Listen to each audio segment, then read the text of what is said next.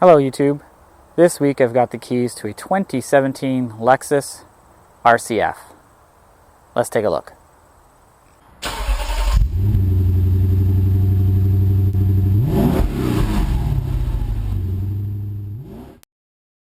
So here you have the 2017 Lexus RCF.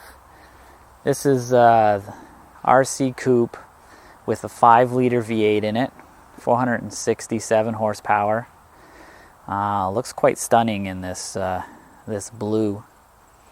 It's got large, massive brakes actually.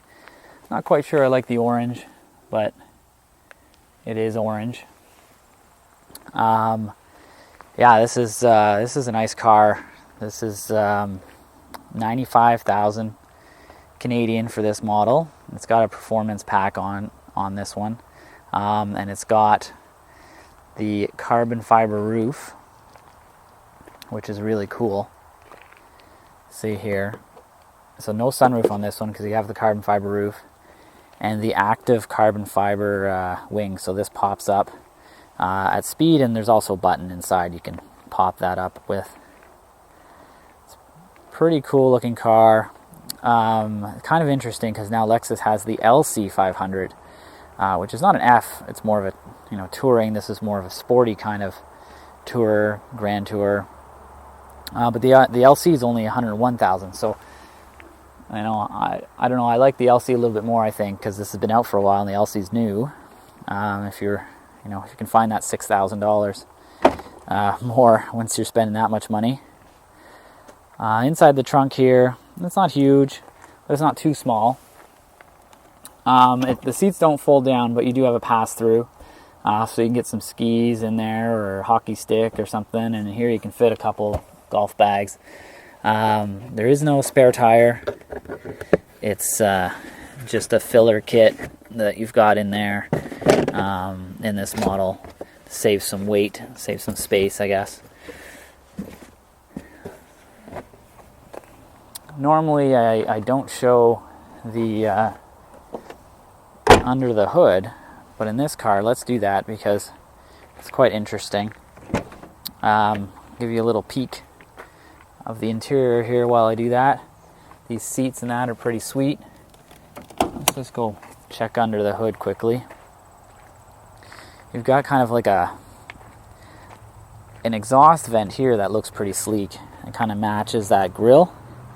Except it's kind of fake, but it is real. If you look under here, there is a vent here. It's just really small. And then here's your engine, which is pretty sweet looking. F badge on there. It's pretty nice looking under the hood. So this is cool. You've got just a magnet to hold the seat belt in place there. If you flip this seat forward to get in, it moves electrically, which is pretty darn cool. Pop in the back here. You pop it back, it even moves back. It moves up a little bit so you get your feet underneath, and then it starts kind of squishing you in. There's not a ton of legroom back here. I mean, this is not really. It's a 4-seater, not a 5-seater. It's not really a passenger car. It's more for your driver and passenger, and not the back seats. Not really that useful. My head is hitting the headliner up here, so it's not very high. But it is still nice back here. We've got a speaker, Alcantara leather, and these seats look really cool. You've got a couple cup holders they've kind of smashed in here, at least so you don't spill your drink. But who's going to let their passengers drink in the backseat of this car? I don't know. Here's your pass-through and an armrest. So you've got a nice leather armrest for your 2 passengers in the back, and you do have that pass-through, which is in here. You can pass something small through there. Alcantara armrest here, and as you'll see, the front, this has got that 8-speed automatic, super quick shifting, dead pedal, gas and brake, all aluminum pedals. Looks really sweet. And all this carbon fiber trim kind of along the glove box and along the sides. It's really well decked out, really nicely trimmed, as Lexus usually does. So let's go take a look at that in the front. So I'm going to start this guy up.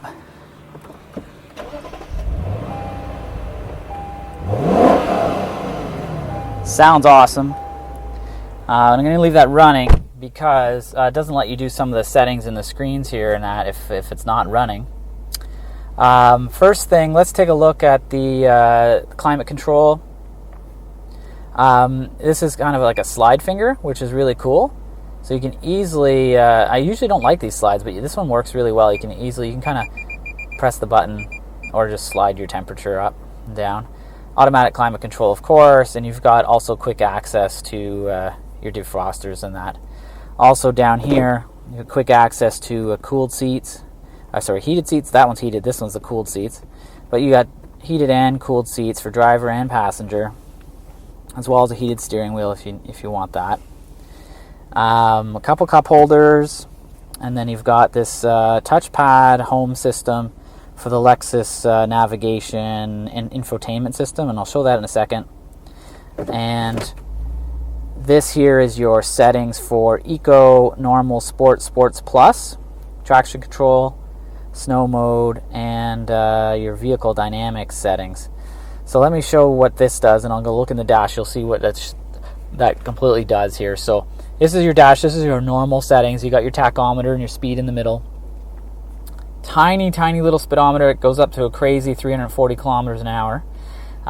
It's pretty much useless, really. You're going to be looking at that digital speedometer almost all the time. So if you flip this to the left, you get into Eco mode. So Eco mode won't show you attack anymore. It just shows you this swirly thing in your speed. So then back to normal mode, and you'll see it pops up on the left here. So then you've got sports mode, which gives you better throttle response. And then you've got Sports Plus mode, which kind of gives you better throttle response, faster shifting. The suspension is a little bit tuned differently, so it really livens up the car a lot. And you can see how the dash kind of changes when you switch between those modes. So you got your regular mode and then your sports mode, and you can actually change that with one of the buttons on the steering wheel here. You can change what you want that dial to look like. I have to go into the settings, and then here we go. Which one is it? Sports gauges. So sports gauges. So there's your sport and your sport plus. Here we go. We can change that. Come on. Well, I don't know why it's not changing. It was changing before. Oh, maybe because I have to be in. There we go. Sport mode. Come on. And then there you go. You can see it's different. There we go. So we switch between that mode and that mode. So whichever one you like better, you can switch that up. Initialization. Do you want to return to factory? No, I don't want to return to factory settings. I like this. So rear wing, you can have that automatically activate, and there's a button down over on the left here. We can pop that wing up if we want, or you can just have that automatically when we get up to speed. So lots of different settings in there. There's also let's go back. Radio, you got your navigation in here. So there is a lap timer in here, and you can see there's like 4 pages of history of your laps, so you can see all your laps. As well, you can see a G meter, so it goes up to a maximum of 1 G though, so it's kind of low. And here, if you hit enter, you'll see the lap timer start, and it shows in here it's starting and it's going. And then as you get past the lap, you can just kind of hit the arrow button, and it'll start over for your next lap, and you can stop that. So that's kind of cool if you're actually taking this thing to the track. Here's your range and your fuel economy and all those kinds of things in here. All the normal stuff you get. So it's got a lot of that stuff. The track mode, so there's also got this track mode here. It's pretty cool. You've got slalom and track, and then standard mode for your configuration. And then you've also got snow mode, which will pop up snow over here on the right. And that's just, it'll start in second gear and give you less throttle response so that you don't spin the tires in the winter. And you got this traction control button. So if you're in normal sport mode and you press traction, it just goes off. If you put it in Sport Plus mode and you hit the traction control button, it goes expert. So it turns the traction control off, it turns the stability control off, it turns everything off. So now be careful, because there's a ton of power and this car will step out on you. Beautiful finishing here. Like I said, you got a nice clock, you got this carbon fiber trim. This top piece is Alcantara dash, which is really nice. We've got navigation here. We're going to go back. I'm going to show you this little mouse thing. It's not the greatest, but it works.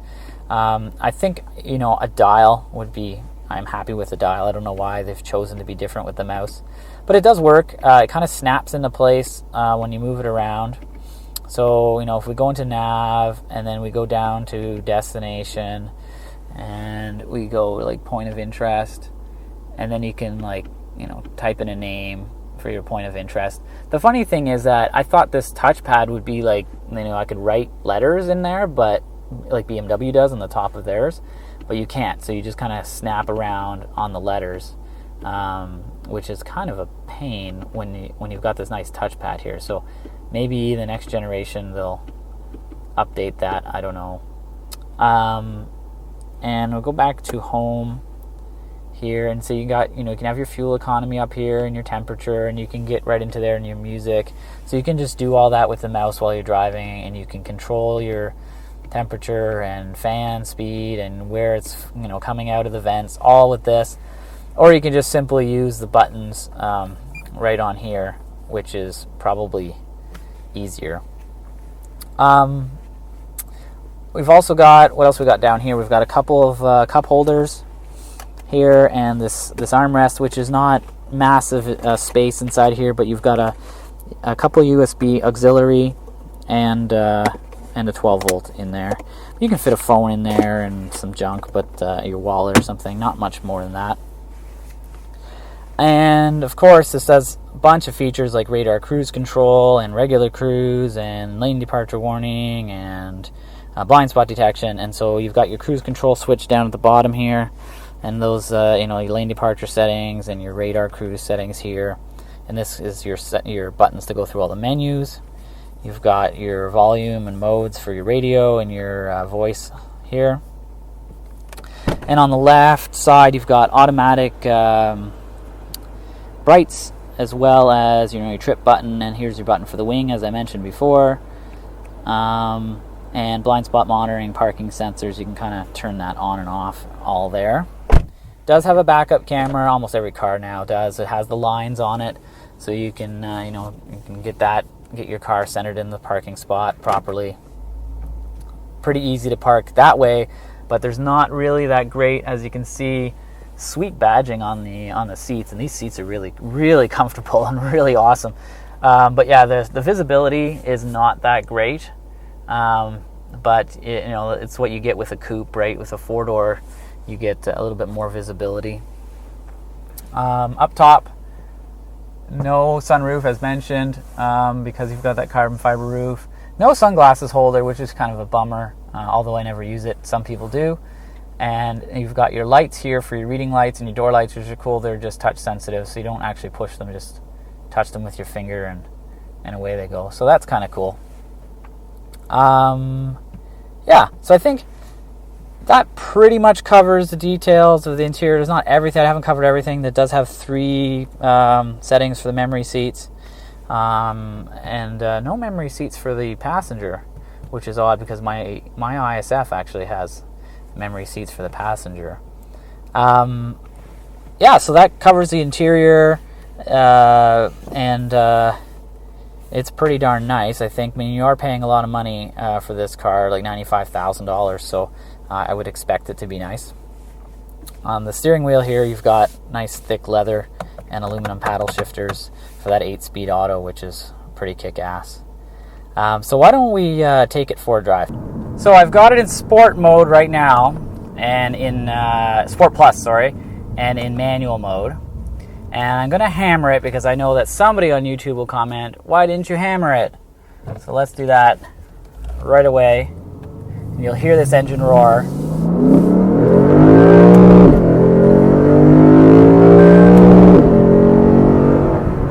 And as you can hear and see, the scenery kind of flies by really quick.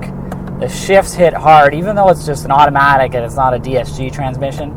The shifts hit really hard, and this thing just pulls. It's really fast. Let's switch that out of track mode into normal mode. I'm just going to slow down here and take it out of manual, put it in automatic. So this will shift up to, well, it's in 7th gear right now. There we go. It's on 8th gear, cruising at like 1200 RPM. And if you just put your foot down, it just drops to 2nd gear and then pulls hard. Like, really is really fast. I think it sounded like it might have been louder in manual mode just a little bit. I don't know if there's an exhaust tuning there, but the intake tune is definitely there once you get up to, I think it's about 3,800 RPM, the second intake valve opens, and then it really starts making that noise and pulling hard. So how does it handle? Well, if it, I mean, it's more than you can really use on the street, pretty much like anything nowadays, but you know, this one's really, it's a grand touring car. So what you're looking at, you know, is you want something kind of quiet that can still go fast if you want it to, and still has some handling characteristics, and this has it all. It's pretty quiet on the road. There's a little bit of tire noise, but the tires on this car have kind of been destroyed by somebody else on the track. Big brakes really haul the car down quickly. I've driven my ISF on the track, and it's a monster out there, basically passing everybody on the track. You know, really souped up cars, no problem. It's super fast, and this just brings that to the next level. The handling is more predictable. The chassis is stiffer, so it's actually more solid, and you know, holds the power better in the corners. This one has a limited slip differential, so that helps as well. Over a kind of rough pavement, it really is not rough at all. You kind of expect sometimes these kind of cars to be really, really rough riding, especially with the lower profile tires, but this car is perfectly fine. I'm going to switch it into the Sport Plus mode again, just to kind of get the feel, because it does adjust the shocks. They're electronically dampened, and I'm going to see what that feels like over the rougher pavement here. And yeah, maybe it's a little rougher. Yeah, it's definitely rougher with that, but it's not so much that it's jarring. Say again, in my ISF, which was one of the complaints a lot of people had when that car came out, it is a lot rougher on the rougher roads, and I've got some pretty low profile tires on it, which doesn't help very much either. Well, there you have it, the 2017 RCF. Jeweled headlights, which are really freaking cool. Front end, some people love it, some people hate it. I think it looks really great on this car, that spindle grille. It looks really good on the lower cars, LC500, this one, the GS. Doesn't look so great on their SUVs and on their kind of luxury sedans maybe. This car is just, it's kind of impressed me quite a bit, even compared to, you know, the car I've already got, an ISF. This is kind of the next generation, obviously, and you can tell when you drive it that they've improved quite a bit. It's maybe more of a tour than the ISF was. The ISF was their first foray into putting that big engine into a little car, really. And this is kind of a bigger car, and it handles the power a little bit better, I think, too. Looks gorgeous in this blue. Maybe not a huge fan of those orange brakes on the blue car, though. Anyways, thanks for watching this video, and please subscribe.